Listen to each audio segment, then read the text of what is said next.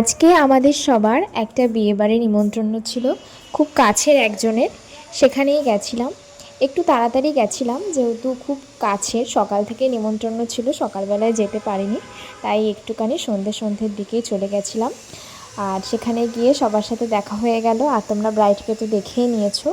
এরপর আমি একটু ঘোরাঘুরি করছিলাম, আর তারপর স্টার্টারে যেগুলো ছিল সব কিছুই টেস্ট করেছিলাম, সমস্ত কিছুই খুব ভালো ছিল। আর তারপর এখানে লোকজনের ভিড় তো বাড়ছে, আর তার সাথে আমরা একটু ঘোরাঘুরি করছি, এদিক ওদিক দেখছিলাম।